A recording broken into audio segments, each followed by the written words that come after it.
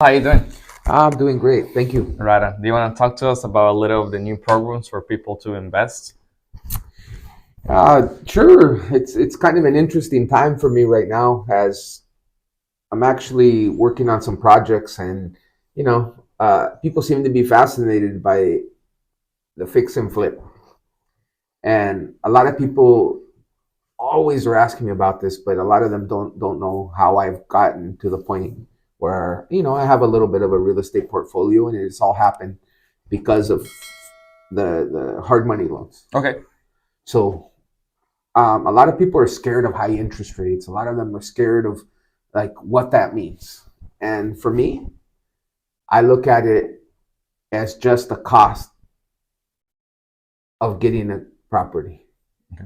The key is you got to get a good deal. If you get a good deal paying an extra $5,000 a year in interest than a normal conventional loan, it's worth it. If you got the deal maybe your house is going to be equity of 60,000 once you're done with the rehab. So hard money loans come in different sizes and shapes. There's ones that'll close in 3 to 4 days if that's what you need. There's ones that'll do as low as 10% down. There's ones that'll do give you money for the rehab.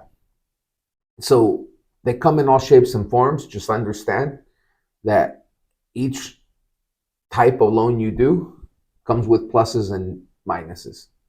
Sometimes you need the one that closes immediately. And if you need that one because you're competing against cash, well, it's going to be a little bit more expensive. You're going to pay points. Points are basically just the percent of the loan amount that they charge as fees. So right now, if we're on a 7.5 or 8%, that's the end of the year of 2023, were we talking about a 12% interest on these type of loans? Yeah. Yeah, about anywhere from 10 to 12%. The interesting thing about the interest rates is depending on your time from purchase to sold, you shouldn't even think that much about interest.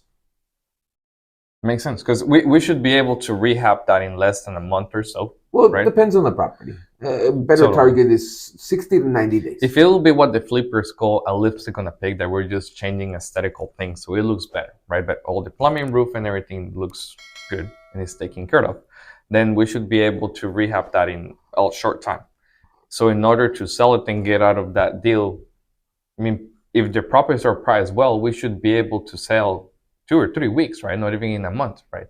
We might have a whole month just to close the actual contract. Yeah. But nonetheless, I think just paying that price for a month is a good investment.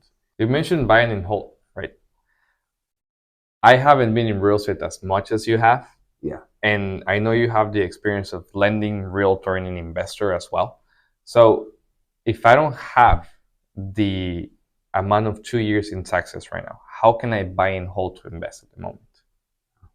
So we're talking exit strategies now, because I was going to tell the story about a property that I bought last year. I bought it in June. I would negotiate it before June, but what happened in the market in 22? It changed. It dipped. We lost about 10% in some areas, about 10% immediately. Well, that 10% was going to be my profit. It was going to be $40,000, $50,000, $60,000. Well, I lost 30,000, 40,000 of it. And for me, the amount of work I put into that house, the amount of time I put into that house, just didn't make sense for me to go and sell it just so that I can get my down payment back out. Yeah. I didn't necessarily need it for another property, so I left it there. I rented it for $2,400 a month. My mortgage is $2,000. But you asked me about how does someone with unique situations get out of a hard money loan? Because that's always the concern for people is, okay, I get into this, then what? Well, if you bought it right, you rehabbed it, you can always do a DSCR loan. I know we're going into different types of loans, and this conversation is going all over the place, but the reality of it is they don't look at your taxes. They only look at the equity in the property, and they look at the cash flow of the property. They call it a ratio between the rent and the payment. So and they even have no ratio loans. The rates aren't pretty, but they're better than hard money, but they're not as good as a traditional conventional loan. So if you bought it right, your property should at worst break even. Okay. But remember, in the long run, who's making that payment? Right. The renter. Mm-hmm. So you're going to win. And in my eyes, I saw that property. Right now, if I was to sell it, I've got back probably, I could probably make my 50 again, 50K that I want to make on a flip. So, but now I don't have to. Now I'm waiting for rates to go down. When everyone's buying at that frenzy, that's when maybe I'll sell that property. Totally. I wanted to ask you now on that we got on the DSCR, because I think it will work two ways. How about if you own your home and now you want to get into investment or your second home? Will a DSCR be a good option for you? Because then you will live in your primary source of residence to get somewhere else, but if your primary will cover the rent itself, then we can qualify for a next one. And now you will acquire an investment, and potentially it is your primary source of reference, but it's some sort of an investment, right? So it really depends on what you're looking to do. Like I always tell people, your best loan is the one that you qualify for if the numbers make sense. Okay? But sometimes it's okay to be in a DSCR loan. I'm in a DSCR loan on a property because I didn't want to own it as an individual because it was too small of a loan. And I didn't want to start hitting that limit on number of finance properties for conventional. So it was a $120,000 loan. I wanted it off of my personal debts. So I put it in my corporation, and that debt is under a DSCR loan under my corporation. The interest rate savings of 1% wasn't worth me not being able to buy a conventional loan later. Again, but that 0.1%, what would it change? $100 a month? $200 a month? Not even, remember, So that's a year. That's where like I need people to understand sometimes. Yes, interests are high, but if numbers make sense, you should still make the investment. Yeah. Historically, they're normal. Oh, totally. But after coming from 3 years or so years that, yes, I have get so many phone calls in this week of people telling me, I want to buy, but interests are high. I want an interest that is 7%, right? I'm like, is your credit 760 or above? I don't think so.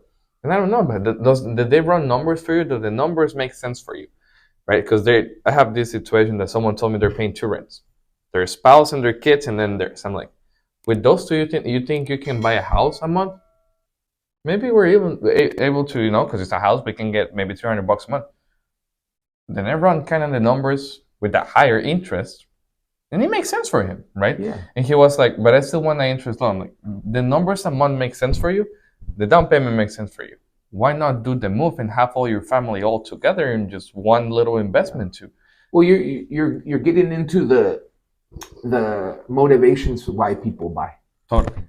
And I always find it very interesting because there's two numbers that people never think about, and it's what happens to your taxes when you buy a house, and you forget that part of the payment is principal. Mm-hmm. So if I take out the principal and I take out the tax benefits, suddenly that $3,000 mortgage might be very, very similar to that $2,000 rent.